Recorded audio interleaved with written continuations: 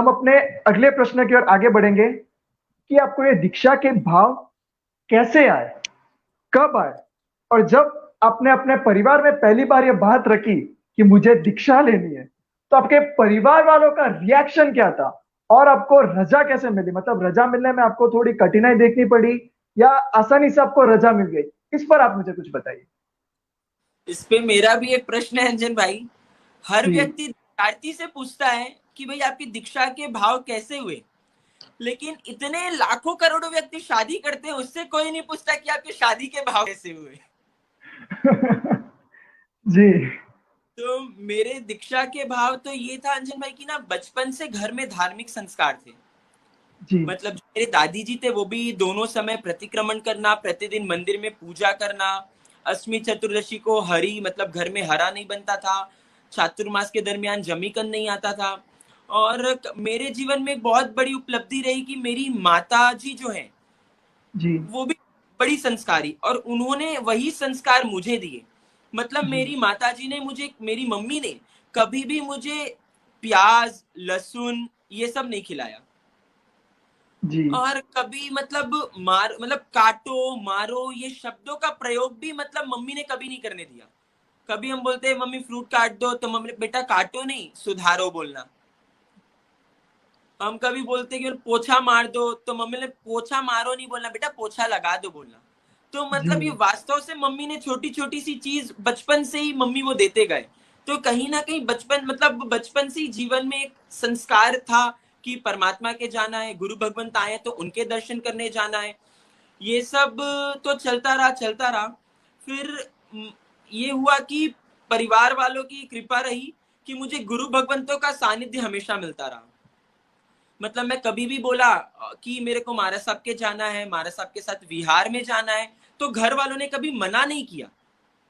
ठीक है जी। बेटा चले जा, 10 दिन में आ जाना, 15 दिन में आ जाना, वो चीज जरूर बोलते थे, लेकिन मना कभी नहीं किया घर वालों ने कि महाराज साहब के नहीं जाना है, विहार में नहीं जाना है। और मेरा स्कूल डे से एक बहुत अच्छा नियम था कि मतलब मैं स्टैंडर्ड 10th में था, उसके जी। बाद से मेरा ये नियम था कि समर वेकेशन का 1 महीना मेरे को महाराज साहब के साथ विहार में जाना है। तो मतलब 5 7 8 वर्ष तो मतलब मैं हर समर वेकेशन फिक्स था कि 1 महीना महाराज साहब के साथ विहार में जाना है, विहार में सेवा देना है। तो कहीं ना कहीं वो जो गुरु भगवंतों का सतत सानिध्य मुझे मिला।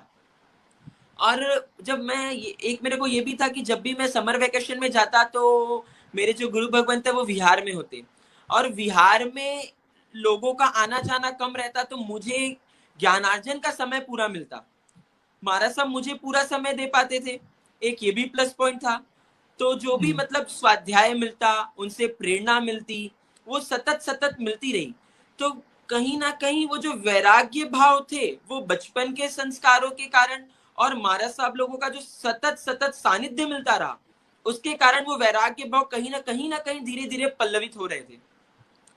फिर ये जो एकदम जो भावों में दृढ़ता आई कि वास्तव में सही मार्ग तो ये संयम का ही है। तो जब मैं हॉस्टल में गया, मतलब +2 के बाद मैंने 1 साल दिल्ली में मेरे लॉ एंट्रेंस के लिए कोचिंग किया। उसके जी। बाद जब लॉ एंट्रेंस का एग्जाम में क्लियर कर लिया तो मुझे नेशनल लॉ यूनिवर्सिटी रायपुर में वहाँ एडमिशन मिल गया। तो जब मैंने वहाँ यूथ्स की लाइफ देखी कि सब कहाँ भाग रहे हैं, वो क्या चाहते हैं, क्या करना चाहते हैं, क्या पाना चाहते हैं, उनकी जो लाइफस्टाइल थी कहीं ना कहीं वो मेरे लिए बहुत बड़ा क्वेश्चन मार्क बन गई थी। और जी। जो गुरु भगवंतों से जो मिले हुए संस्कार थे, घर परिवार से जो मिले हुए संस्कार थे, उसके कारण हॉस्टल में जाने के बाद भी जो सदाचार और सद आचरण जीवन में रहना चाहिए वो बना हुआ था। नहीं तो आज हॉस्टल में मतलब सच्चाई हम सभी को पता है कि लाइफस्टाइल कैसी हो गई है, यूथ की लाइफस्टाइल क्या हो जी। गई है। लेकिन हॉस्टल में जाने के बाद भी रात्रि भोजन का त्याग, जमीकन का त्याग, प्रतिदिन सप्त स्मरण आदि का पाठ, गुरु भगवंतों के तब भी दर्शन आदि के लिए जाना, पंचमी आदि का उपवास, ये सबसे भी जुड़ा रहा।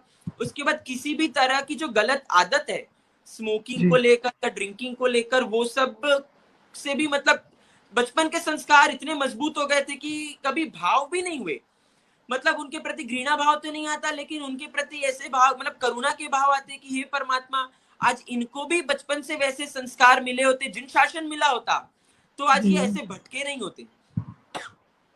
कहीं ना कहीं जब उनकी लाइफस्टाइल देखा तो बस जिन शासन के प्रति वो बहुमान बढ़ता गया, ये जिन शासन मिला तो मैं बच गया, ये जिन शासन मिला तो मैं बच गया, वो जो फीलिंग थी वो बढ़ते बढ़ते मतलब ये हुआ, मैंने मतलब जो अल्प समय के लिए मैं जो जिन शासन से जुड़ा, उससे जी मेरे जीवन में सदाचार सदाचरण बना रहा। अगर मैं अपना ये जीवन जिन शासन को समर्पित कर दूं, तो ये जिन शासन मुझे कहां से कहां पहुंचा देगा। वो भाव परिपक्व होते गए और इस प्रकार मतलब वैराग्य भावों में मतलब एकदम मजबूती आ गई कि भाई अब तो दीक्षा ही लेना है। ये जिन शासन का उपकार था कि मुझे कहीं पर भी गलत दिशा में नहीं जाने दिया। तो मैं जिन शासन को मेरा जीवन समर्पित कर दूं, तो मेरा जीवन गलत गति में नहीं जाएगा और जीवन सार्थक बन जाएगा। इसलिए मैंने वैराग्य का मार्ग चुना।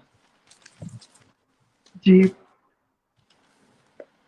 आपने बताया कि बचपन से आपको इस तरह से संस्कार मिले थे और उसी संस्कार के कारण आज आप इस मार्ग पर अग्रसर होने जा रहे हो।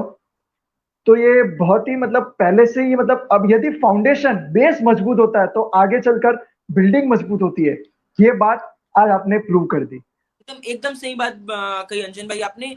वास्तव में जो बचपन रहता है, ये भी जैसे जो जी बाल दिखने का भी विरोध है, वो उम्र ऐसी रहती है कि बच्चे को जैसा ढाल दिया जाए वो वैसा ढल जाता है। जी आज हम यूथ्स को, आज के यूथ्स को अगर हम एक छोटा सा त्याग करने भी बोलते हैं, मतलब रात्रि भोजन का त्याग, जमीकंद का त्याग तो दूर की बात है, उनको इतना सा भी नियम देने का प्रयास करें कि भाई veg non veg mix hotel में अपने को नहीं जाना, वहां नहीं खाना, तो वो उतना सा भी त्याग करने के लिए भी वो राजी नहीं होते। तो वास्तव में जो काम करते हैं, जो बचपन के संस्कार है, वो हमारे लाइफ में बहुत बड़ा रोल प्ले करते हैं। जी, तो आप मुझे ये बताएं कि आपके परिवार का क्या रिएक्शन था कि जब आपने पहली बार कहा कि मुझे दीक्षा लेनी है।